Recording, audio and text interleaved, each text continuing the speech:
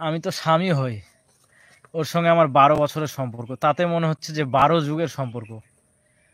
আর যে বেচারি মা হয় তার অবস্থাটা কি হয়েছে। কলকাতার বুকে শুধু একটা দাদা আমাকে হেল্প করেছিল, ওই দাদাটার বাড়ি ব্যারাকপুরে ছিল, আমার সঙ্গে মোটামুটি ভালোই ছিল, আমার কলকাতাতে হেল্প করেছে। কিন্তু ওখানে যে আমি একা নিঃসঙ্গতা ফিল করছিলাম সেটা কাউকে বোঝাতে পারবো না। আমি একটা কমিউনিটি পোস্ট করেছিলাম যে আমার ও নেগেটিভ ব্লাড লাগবে, আমাকে ব্লাড দেওয়ার কেউ সঙ্গী ছিল না ওখানে।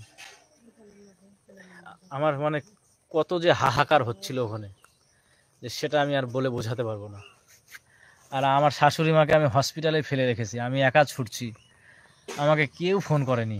দুই একজন খালি ফোন করেছে, হ্যাঁ আমরা চেষ্টা করছি, কিন্তু আপনাকে ব্লাড দিব এই কথাটা আমাকে কেউ বলেনি কলকাতার বুকে।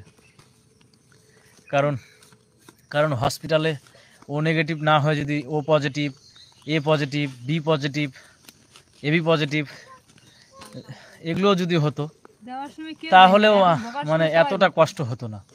কিন্তু এমন একটা ব্লাড গ্রুপ ও নেগেটিভ, মানে ভগবান আমাদের কত বড় পরীক্ষা নিল। কেন ভিডিও করিনি, ওর অপারেশনটা কেন হয়নি, ওর ব্লাড ট্রান্সপ্লেশন আগে এবি পজিটিভ হয়েছে পরে ও নেগেটিভ হয়েছে, না আগে ও নেগেটিভ হয়েছে। আমরা কি বোকা? ডাক্তার কি বোকা যে আগে ও নেগেটিভ ছিল এখন এবি পজিটিভ? কোনো কারণে ওদের ওটা সায়েন্টিফিক ল্যাবে প্রবলেম হচ্ছে রক্তের জন্য, কারণ ওর রক্তে একটা বাত আছে, ওটা শুধু ওরা ধরতে পেরেছে। আর রক্তে যে হিমোগ্লোবিনের পরিমাণ, হিমোগ্লোবিন তো না, রেড ব্লাড সেল যে কী কারণে কমে যাচ্ছে। জল নিয়ে তো এখানে না, ওই একটা হয়তো কোনোদিন তোমাদের হাসাতে পারবো না আর।